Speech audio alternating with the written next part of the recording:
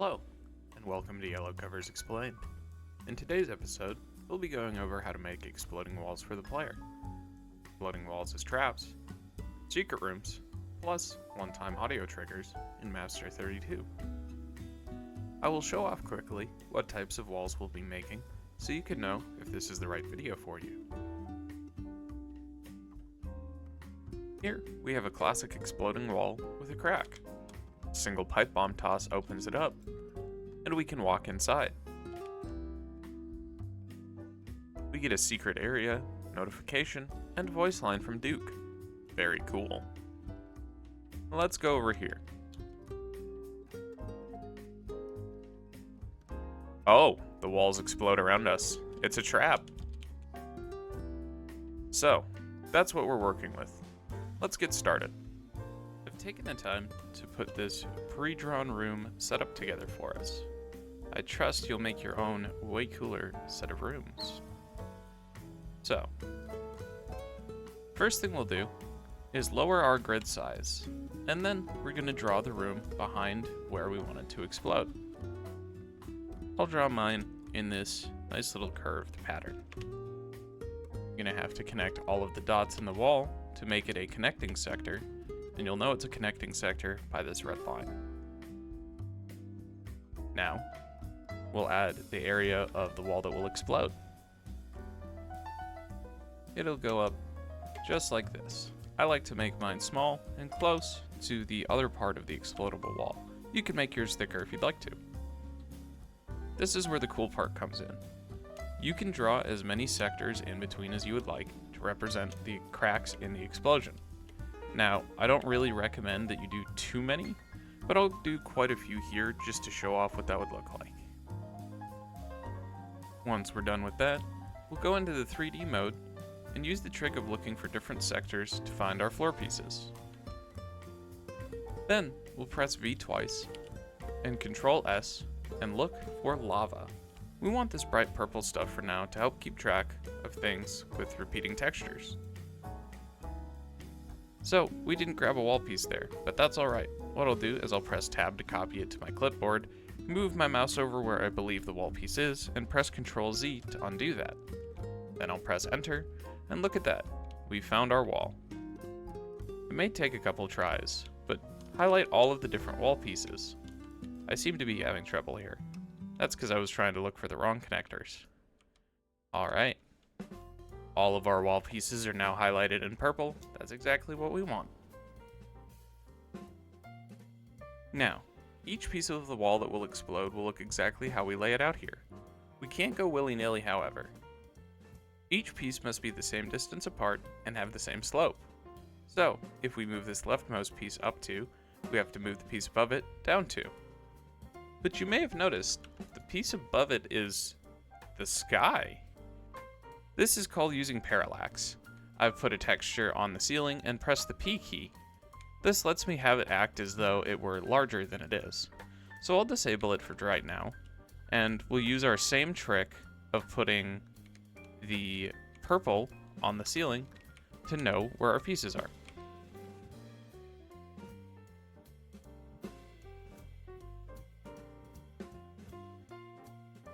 And I'll move that back up. So now we know where our pieces are. I can move this 2 down. So, let's get these walls moved and angled.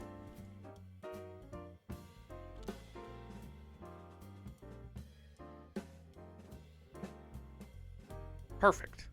Now, let's do a quick transition of me adding texture. Da-na-na-na-na. Wow, such fast. Very gross. Part 2 of making the wall fall. Adding sector effectors and a crack. We need 1 sector effector for each wall piece we've made. Grab a basic sector effector by grabbing a sprite, by pressing S on the ground, then pressing V. Mine's already selected, but I'll still show you how to get there. Press V again, and up here at the top, we're looking for the S. Then, we're going to give each sprite we've spawned a low tag of 13, so it knows it's explosive, and a high tag of 1, so we can group them all together. And then we'll place the sprites inside each wall chunk.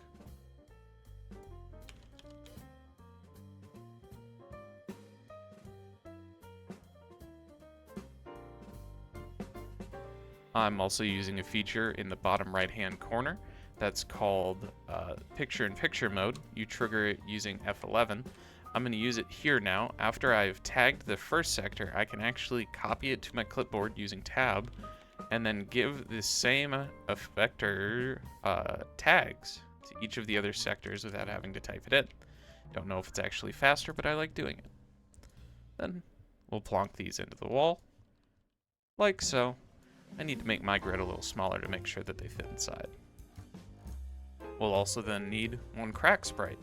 These can be easily found by pressing V twice, the same way as before, then pressing T, and then finally X.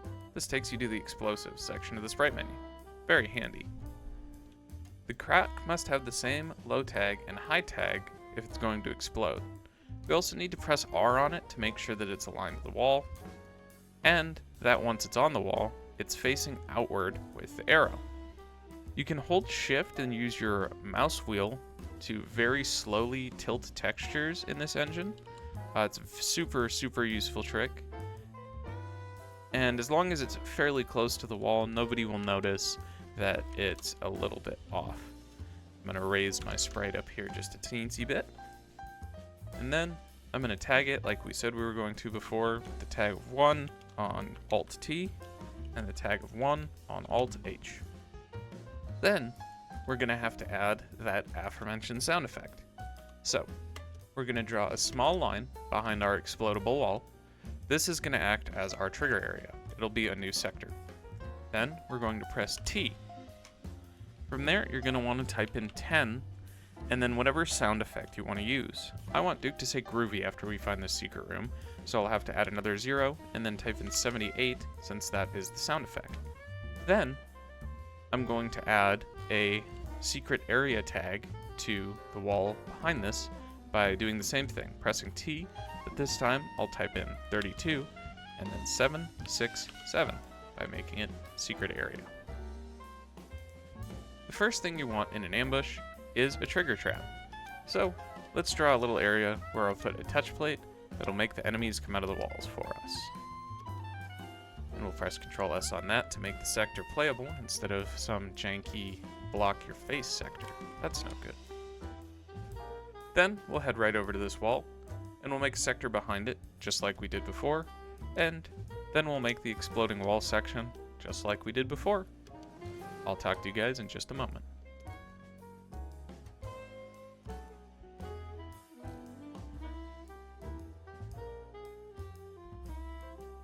I almost forgot. How are we going to trigger this if we don't actually put anything down in our trap sector? So let's spawn a sprite, go into our sprites menu, and look for this T. That stands for touch plate. Give it the low tag of 2, and it doesn't need a high tag for now. Then we'll come back over to our wall. Then we're going to come back over here, and we're going to do the same thing we did before of turning the sky off. I'm not going to mark them with purple this time, but that's the smart thing to do, and we'll create our wall explosion.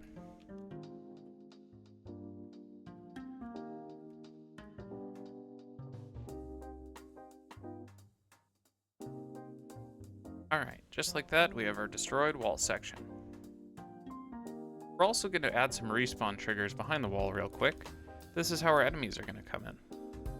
We're going to do the same thing, going up to the sprite selection menu and looking for the respawn tag. Respawn pieces get the high tag of 1680, which is the basic lizard alien tag, and the low tag of 2, so they spawn when we touch the pressure plate. And I'm going to use the same trick of copying this and pasting it over to our sector there. Then we'll spawn 3 sector effectors, like we did before, and tell them that they're going to explode. We're also going to tell these bad boys that they're going to be set to an H of 2.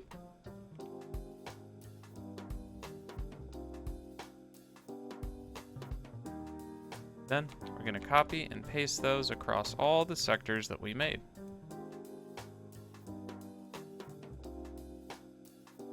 Then we're not quite done yet. We need 3 more sector tags, but this time we need the master tag.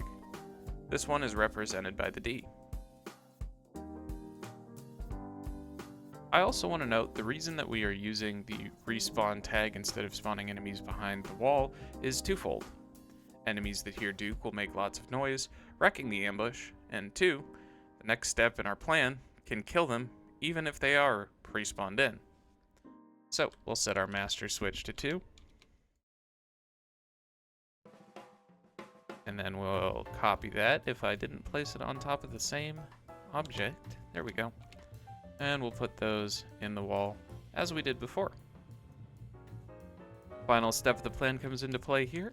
Spawn 3 more objects, go into this, but now we're going to press T and X like we did, and look for the C9 canister. Spawn as many as you need. You can make as big of a wall explosion as you'd like to. However, I do recommend, if you're going to make a really big one, that you don't have enemies spawn too terribly close to it. Oops, don't need to change those, as the enemies will die from the large blast radius.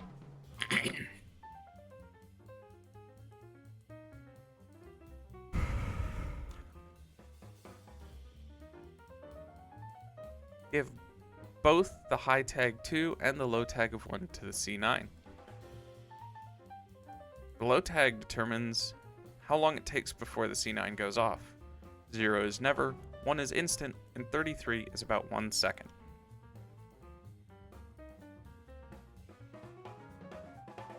Then we're going to do our same trick of copy and pasting those across. And then we're going to shrink these down as small as we can get using our small view 3D mode. We're going to click and hold, and then we're going to use our numpad and press 8. Oh, pardon me, that's 4, until it gets as thin as possible. This is so it disappears and the player is not able to see it, but we can still move it in 2D mode.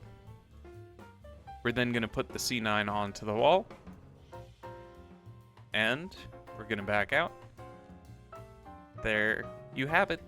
We will test it out in Duke Nukem 3D to show off that it does in fact work, but that is how you make both exploding walls for the player and ambush-style exploding walls. I'll talk to you in just a moment. Alright, as you can see, we've loaded into the map. I did have to change the skybox. The space skybox was instantly killing Duke. I'm not sure why that surprised me. I guess I thought his lungs were made of steel, but that's not what he has that's made of steel. You can also see here I didn't properly align my textures as I said you needed to, so there is a little peek through there, but we'll still test out to make sure that this wall works. And that it does. Duke says groovy, and we find a secret place. How nice. Alright, well, so far this has been pretty peaceful. Nothing looks like it could go bad here. Oh no! Aliens from behind a wall. Just like that. You are now able to make ambushes and secret walls for players if you want to. I hope you learned something from this video. If you enjoyed it and have any thoughts on what would be a good tutorial for my next video, please leave it in the comments. If you liked the video, leave a like. If you disliked the video, leave a dislike.